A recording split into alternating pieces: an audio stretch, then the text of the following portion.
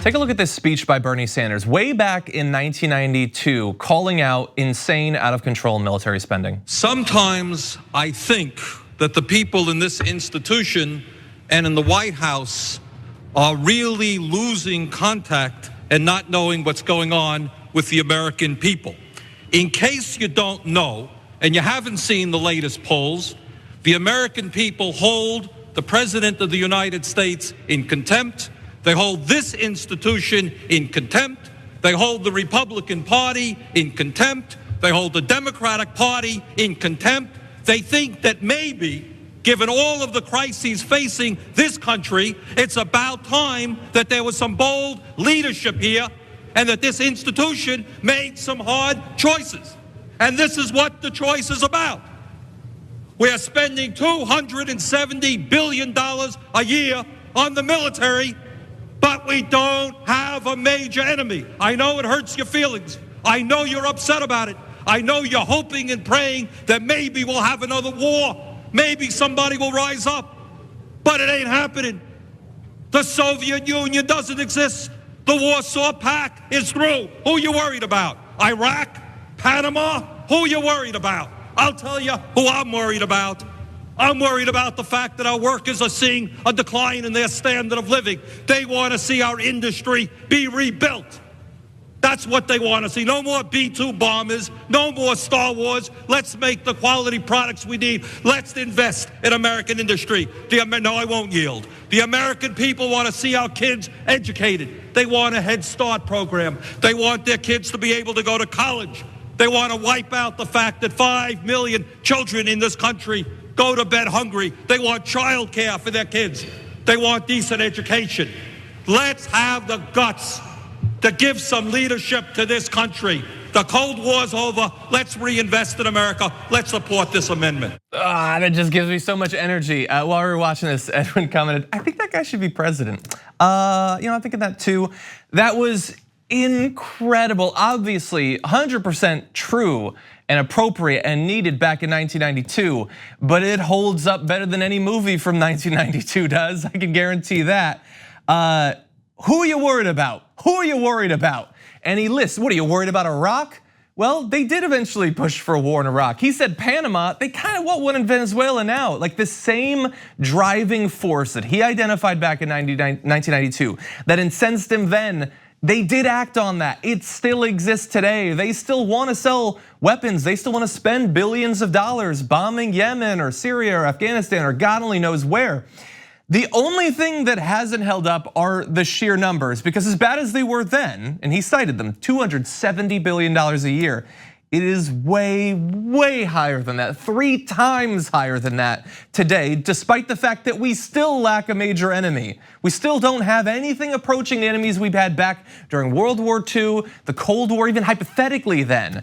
And so he was right, he's even more right today. Let's talk a little bit about how they spend the money that they do, because these numbers are literally insane in every way. I just saw news yesterday that Trump is proposing, I guess it's good news, to cut the number of troops in Afghanistan down to less than 10,000. Because yes, today, like almost decades after we invaded, we still have 10,000 plus troops in Afghanistan. If you take a look at the numbers, let's take a look at this chart year by year. In 2011, 10 years after 9/11, we had 110,000 troops there. There are people serving in Afghanistan today that weren't born when the terror attack that was used as a justification for the invasion actually happened. And did you know that it costs a lot of money to have that many soldiers perpetually stationed in Afghanistan? Up until March of 2019, the total military expenditure in Afghanistan was $760 billion. Officially $760 billion. Now if, while they were making the case to invade Afghanistan, if they told you or your parents, whoever was making the decisions back then, we're gonna spend $760 billion, we're gonna have soldiers there for decades, might have been a different story, the level of support that they had for that war. And man, the machine just keeps chugging along. This year, the Trump administration proposed $750 billion in official defense spending as part of its budget, as well as steep cuts to domestic programs in healthcare and education. I mean, you can't afford those things if you're gonna put all your money into defense, I guess. But honestly, on the other side, it's not that much better. The House Democrats, they responded with $733 billion a year, an increase in line with inflation in support for increases in domestic spending. So look, that side is good, but the House Democrats are still approving, hypothetically, $733 billion. What are we fighting? Martians? I mean, what, like futuristic Nazis? I mean, politically, yeah. But we're not fighting those things here. We're not engaged in massive wars around the world. There is no justification for the level of defense spending, but there is an explanation for the level of defense spending, and that has to do with lobbyists. Raytheon Chief Executive Thomas Kennedy said, "The world is still a very dangerous place. Dangerous perhaps, but not for corporate profits." His company received $27 billion in sales of military technology just last year. And he said, "I know the Democrats and Republicans that I talk to recognize that." Well, I'm sure they do. After all, some of those $27 billion are gonna be sent back to them as checks, campaign finance. And look, it's one thing to focus on one executive, but if you take a look at the industry as a whole, the defense sector has spent a total of more than $1 billion on lobbying since 2009, employing between 700 to 1,000 lobbyists in any given year, which means that for all of our elected officials, senators and representatives, they're actually outnumbered by lobbyists for just the defense sector. Okay, they've been flanked on all sides, they're surrounded. That's the true military situation that we should be worried about. Yeah, it's just insane, and I know, look, obviously there's a lot of jobs in this defense spending. Hell, there's 1,000 lobbying jobs, and they'll always say, you know what, yes, we spend a lot of money, but it generates a lot of jobs.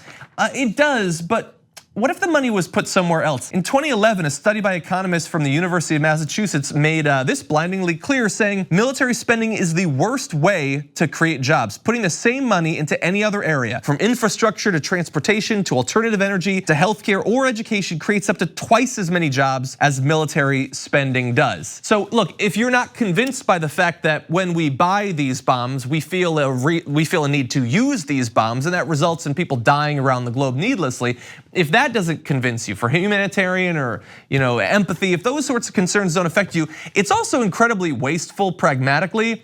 It's good for the lobbyists, it's good for Raytheon and Boeing and Lockheed Martin and all of that, but in terms of its effect on the economy, it could be better spent randomly. Just use your expensive military technology, your planes, to drop the money over a major city, and you'll have a better economic return than what you get when you send it to these companies.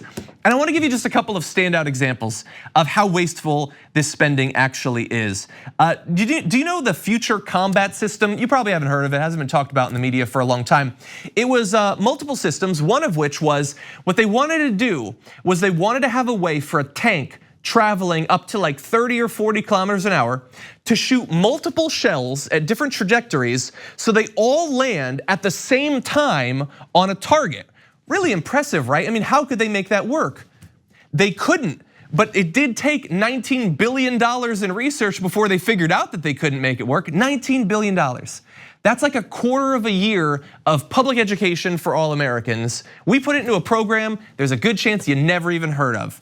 The Star Wars program back in the 80s, you hear jokes about that every once in a while. Stephen Colbert will make a joke about it. You know what's not a joke? The amount of money they actually spent on it. We honestly don't even know how much, but we believe it's between $100 and $150 billion were spent on that program that is now, at best, a punchline in late night TV shows. But that number, as high as that is, that's nothing compared to some of the biggest programs that are still ongoing. The F-35 Lightning II, really impressive, technologically advanced plane.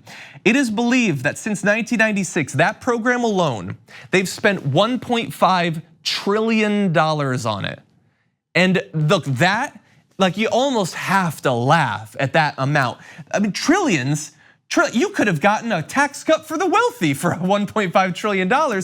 So when they talk about climate change and how we can't afford it, just think of the Lightning II. What's most ironic about that plane is for $1.5 trillion, you'd think we could invade another galaxy with that technology, but no. It's actually plagued with any number of issues. It was considered outdated when they finally rolled it off the assembly line. In tests against planes that we've had for decades, it actually loses in dogfights. Apparently has a big problem, the Lightning II, with being struck by lightning, ironically enough, as if God himself is mocking us for our hubris. $1.5 trillion. Now, we should be talking about these numbers. We should be talking about the fact that the Pentagon buried an internal study that exposed $125 billion in administrative waste because it thought Congress might use that as an excuse to cut the defense budget, which is both insulting and corrupt, but also laughable because there's no chance the current Congress is gonna cut defense spending no matter what study you find. Look, these numbers are crazy. We need to continue talking about them, but thank God we have people like Bernie Sanders in office who've been talking about it for literally decades. Back for when I was born, he was talking about this issue and he continues to. We would be very lucky to have him in charge of this budget. So we'll be looking out for that. Anyway, crazy numbers. Oh boy. Thank you for watching this clip from the Damage Report. For more content from the show and access to TYT Network members only exclusives, go to tyt.com/Brooke. Wait, no, it's tyt.com/John. Go to tyt.com/John to sign up.